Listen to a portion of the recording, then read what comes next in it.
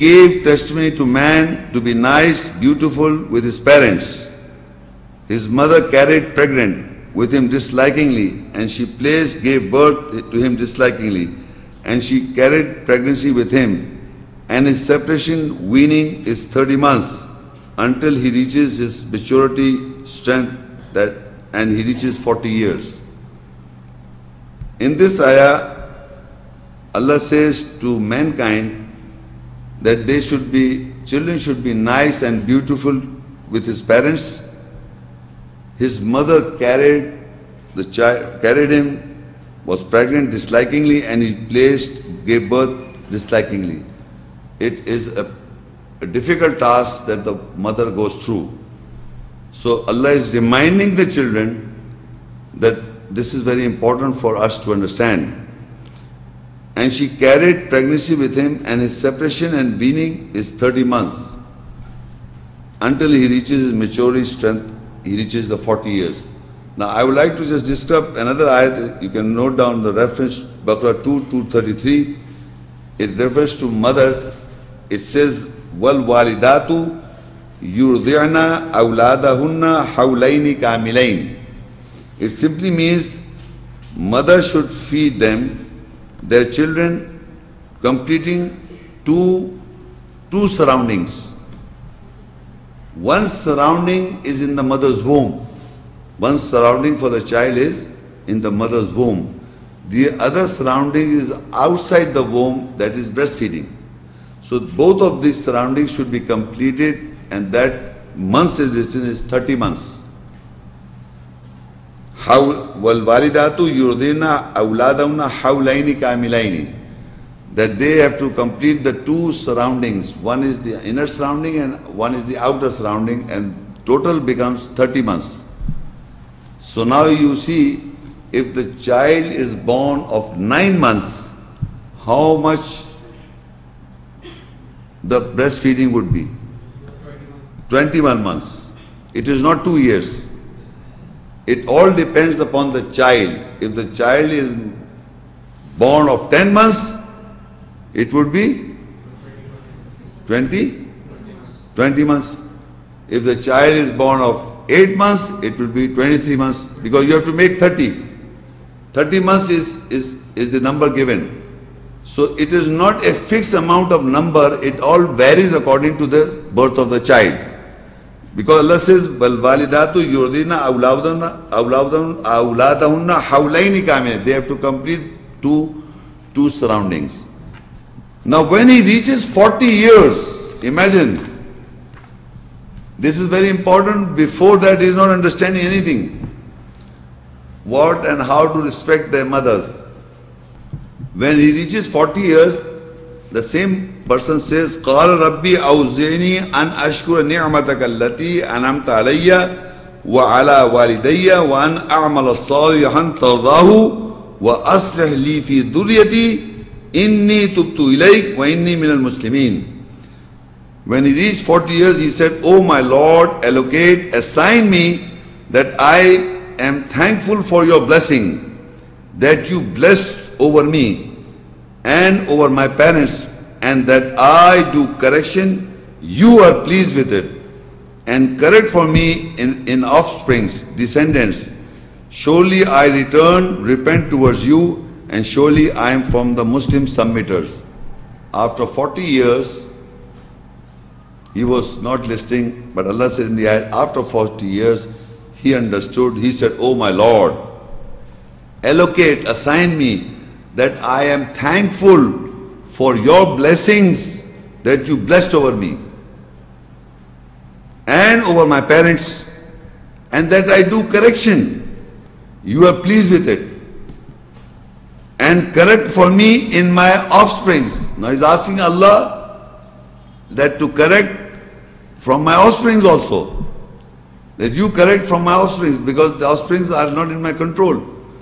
Descendants. So I repent towards you, and surely I am from the Muslim submitters.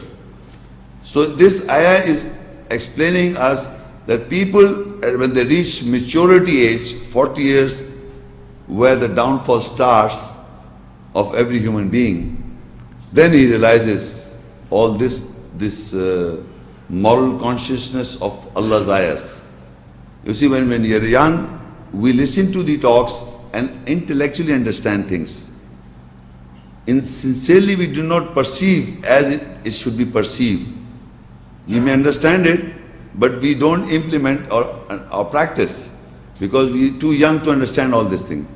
Because there is always there are exceptions, but generally, in 40 years, Allah says they realize now is the time to understand. Now we should correct ourselves. We have realized that you have blessed my parents, and further, I have do correction. You are pleased with it, and I correct for me and my offspring. I repent towards you. I say sorry towards you. I am from the Muslim submitters. Now this ayah, Surah Tawbah 9:23 and 24. Ya ayyuhalladhina amanu la tattakhidu aba'akum wa ikhwanakum awliya in istahabbu al-kufra 'ala al-iman wa man yatawallahum minkum fa ulaika humuz zalimun. Qul in kana aba'akum wa abna'akum wa ikhwanukum wa azwajukum wa ashiratukum wa amwalu niqtaraftumuha wa tijaratun takshawna kasadaha wa masakinu tardawnaha ahabba ilaykum min Allahi wa rasulih wa jihadin fi sabili fatarabbasu hatta yati Allahu bi amri wallahu la yahdi al-qawm al-fasiqeen. O you believe, do not take your fathers and sisters and your brothers as protectors if they seek to love rejection over belief. That is ad-deen, the judgment of Islam. And whosoever from you take them as protectors, they are the oppressors. Say, if your fathers and sisters and your sons and your brothers and your pairs or wives and your relatives and the wealth to which you are committed and the businesses in which you fear a slum and the residence in which you are pleased, you have more love towards them than Allah and His Messenger and jihad to strive in His way, then wait until Allah comes with His order, and Allah does not guide the people who are liberals, who take the liberty of not practicing it. Now, in this ayah, Allah is informing both the children and the fathers. Everybody is being informed overall. O believe, take not your fathers and sisters or your brothers as protectors if they seek to love rejection over belief, the judgment of our Islam to attain peace. So if you people find out, look, you cannot cut off. If suppose I have got the knowledge of the ayahs and I see my family members are ignorant of it, I just cut off. No. I have to make sure I keep on delivering the message and practicing myself. People think that they are right, so they cut off. That is not right approach. The right approach is you make sure whenever the situation arises, you discuss. In this ayah, it does not say you just cut off. You do not make them as your protectors. You do not have them with intimate talks. You keep a distance and have a dialogue or discuss with them. So protectors means you do not take your protection of your fathers and brothers and sons if they seek love to rejection over belief. And whosoever from you take them as protectors, they are oppressors.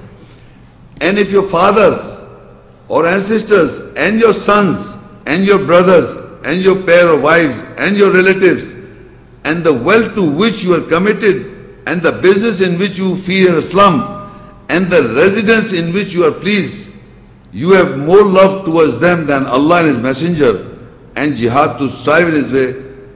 You see, in these categories, we mankind in all times, they are the most dearest things for us, every man. Number one, father is a bondage that can never be breakable.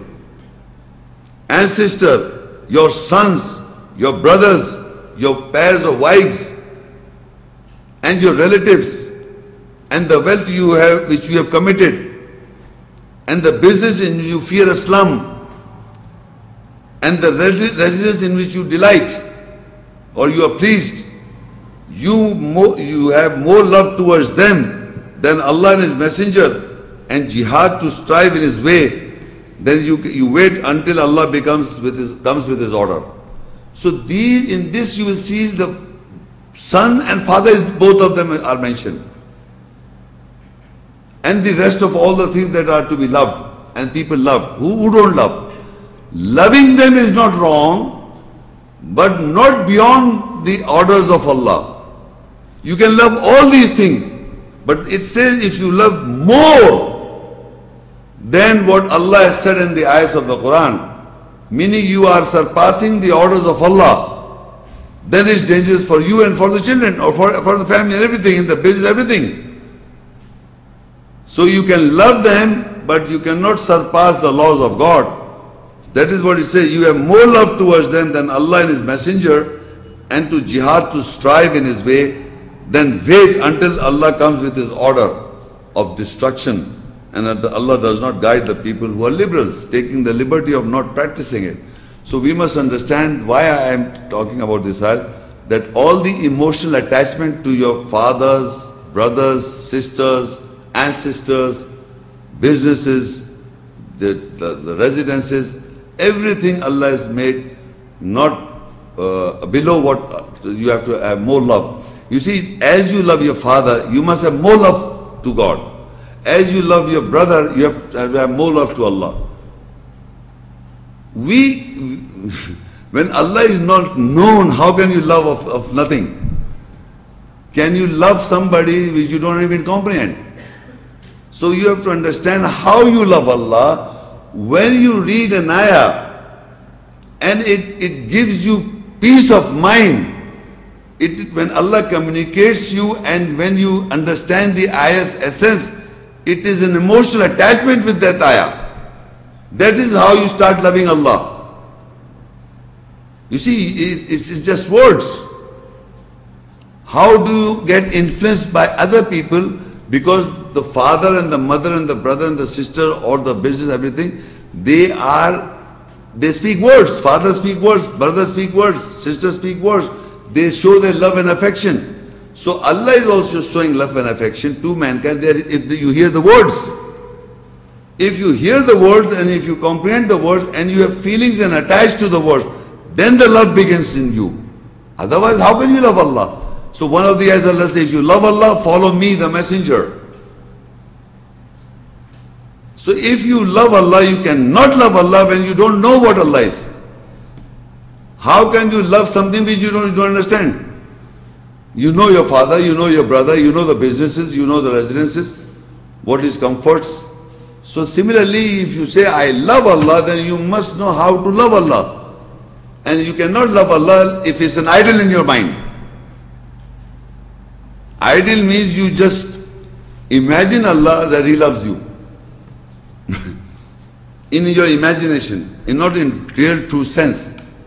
So now I am ending this lecture with two examples where Allah says that in parent-children relationship, it is not a must that if the father is right, the son is right. If the son is wrong, or if the son is right, the father should be right. It is vice versa also in the There are mentioned like Ibrahim alayhi salam is mentioned as a father, his son Ismail salam, Ishaq alayhi salam, they were also prophets. Then Ishaq alayhi salam as a son of Yaqub, he was a prophet, and Yaqub alayhi salam as a son of Yusuf alayhi salam is a prophet. Ibrahim's wife is also a righteous woman. So whole family was a righteous woman, righteous people, and they are Ahlul Bayt, the last lecture I explained, and they are family of the house. But it is not necessary that it will remain like this, because in Surah Hud 11:45-46 there is a narration about Nuh alayhi salam and his son. وَنَادَى نُوحُ رَبَّ فَقَالَ رَبِّي إِنَّ ابْنِي مِنْ أَهْلِي وَإِنَّ وَعْدَكَ الْحَقُّ وَأَنْتَ أَحْكَمُ الْحَاكِمِينَ. And Nuh called his Lord, so he said, O my Lord, surely my son is from my family, and surely your promise is true, and you are the best governor of the governors. قَالَ يَا نُوحُ إِنَّهُ لَيْسَ مِنْ أَهْلِكَ إِنَّهُ عَمَلٌ غَيْرُ صَالِحٍ فَلَا تَسْأَلْنِي مَا لَيْسَ لَكَ بِهِ عِلْمٍ إِنِّي أَعِيذُكَ أَن تَكُونَ مِنَ الْجَاهِلِينَ. He said, oh no, surely your son is not from your family.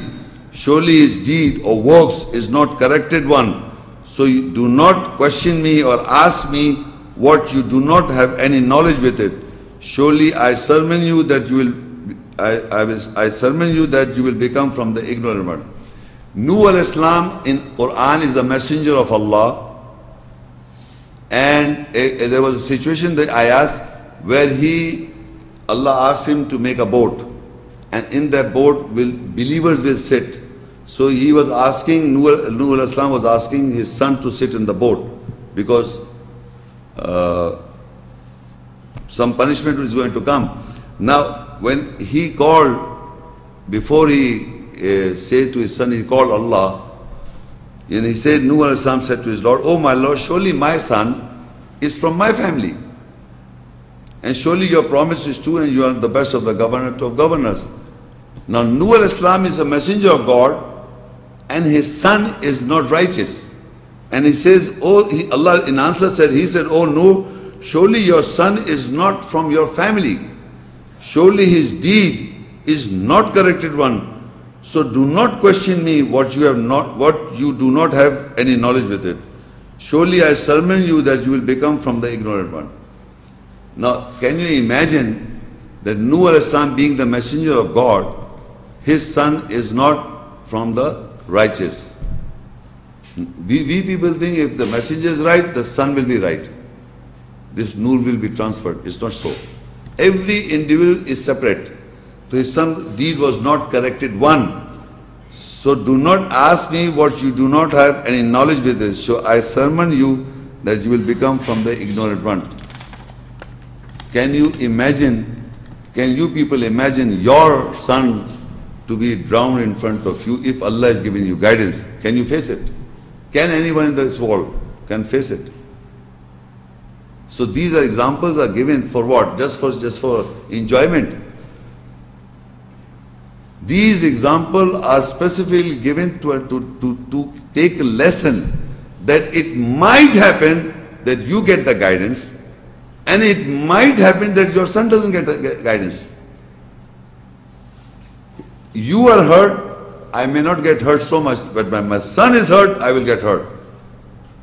That's a natural process. And the nearness of Allah is getting hurt. A punishment, eternal fire. But when Allah answered that if you ask me, you will become of the rejectors because his deeds or his amal are not other than what they should be. So, and do not become from the ignorant ones, because Nuh alayhi salam did not know that his son was not righteous. And when Allah answers that, he responded to him, so he came to know that his son was not righteous. So further Nuh alayhi salam say, Surah Hud 11:47, قال ربي إني أعوذ بك أن أسألك ما ليس لي به علم وإلا تغفر لي وترحمني أكن من الخاسرين. Nuh says, O my Lord, surely I seek refuge with you that I question you or ask you with that I do not have knowledge with it. If you do not forgive me and do not have mercy on me, I'll be from the lost ones. Now, the ayah that I read before, he was asking forgiveness for his son. And when Allah said, your son, his actions are not according to the deeds that were required for. Any human being can get hurt. Instead of getting hurt, he says, oh my Lord, or Nuh said, oh my Lord, surely I seek refuge with you that I question you with what I do not have any knowledge with it. If you do not forgive me and do not have mercy on me, I'll be from the lost ones. Where is the love of son has gone? Gone, finished, nothing. I'm telling you, every born is born alone. It is you alone to have forgiveness. You are born alone, you will die alone, you will face God alone. No relative, no one will intercede you. Believe me. Not your father, not your son, not your brother, not your mother, not the messenger until you are righteous. So you must understand that the other side, you will have no feelings for your son if he is burned in hell. Here you may have. Not that side. Because that is why he said, I am sorry, I forgive me. And I do not, and if you do not have mercy, I'll be from the lost ones. Even asking this is wrong. Even asking, because I do not have the knowledge that my son is not of my family, his deeds was not correct in your sight, so I asked you. But the moment he was clarified, he said, I'm sorry, if you will not forgive me and do not have mercy on me, I'll be from the lost ones. This is not a joke for people who want to become believers, who want to follow the messengers. Leave that, throw that label out as a Muslim submitter for Allah. You know, when you say, when I'm a Muslim submitter for Allah, it has a great weight. I only submit to the Allah means it carries tremendous amount of weight that you have to sacrifice everything for Allah. Submit to Allah means that you submit to Him only. All the relations, everything is broken. This is submission. You say, I submit to Allah, but you have love for your father. You have submitted, you have love to your mother. You submit to Allah, you listen to them. You are a mushrik, totally. How can you be a Muslim for Allah only when you only submit to Him and you listen to Him only? That is the basic teaching of Allah, that you listen to no one. Do not associate anyone with me. He is very, very possessive, Allah. He can forgive anything, but He cannot forgive the shirk, meaning you are associating your any more feelings towards someone than God Almighty. And believe me, we are stuck up in all these things. We are stuck up. And further he says, Surah Nur 71:28, Rabbi Filli wali walidayya waliman dakhala baytiya mu'mina walil mu'minina wal mu'minat wala tazid zalimin illa tabara. O my Lord, forgive me and my parents and those who entered in my house as believer, and for the believing men and the believing women, and do not increase the oppressors except in destruction.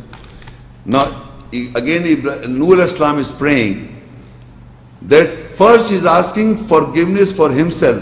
Rabbi Filli, forgive me, forgive for me. Wali walidayya, and his parents. Waliman dakhala baytiya mu'mina, and whoever entered my house as believer.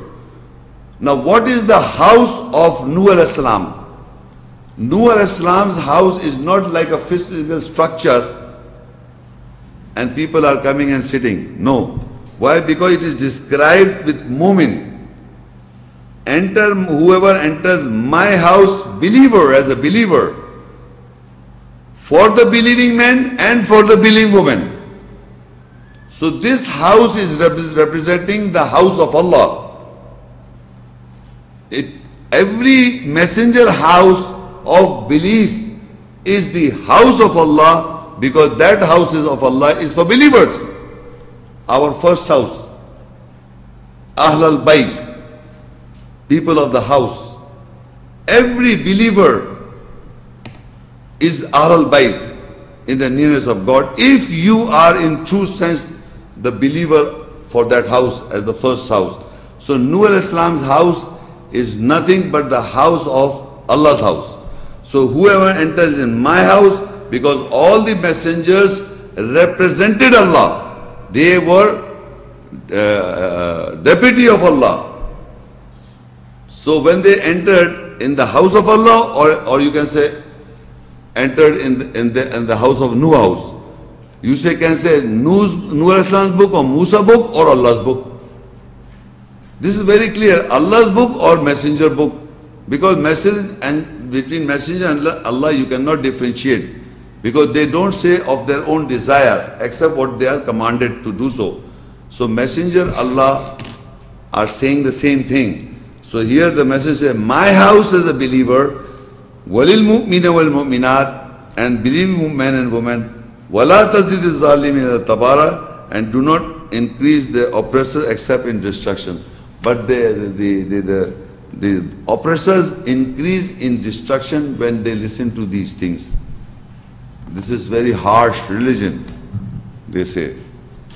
Now similar narration is mentioned with this relationship. You saw Nuh alayhi salam as the messenger of God, but the son was not righteous.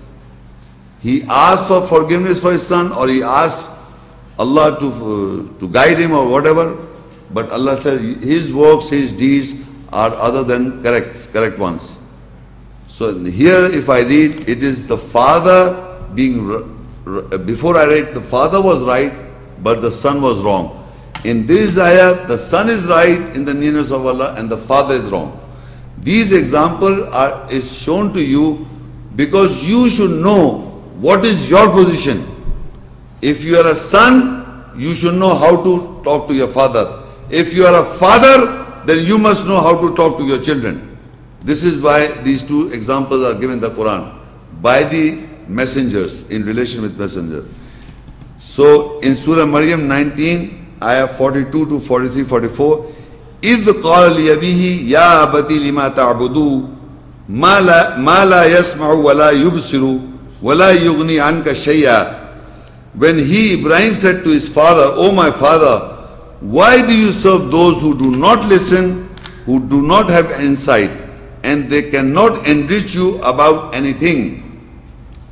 Further, Ibrahim said, Ya abati inni qad ja'ani min al-ilm ma lam yatika fattabi'ni ahdika siratan sabiya.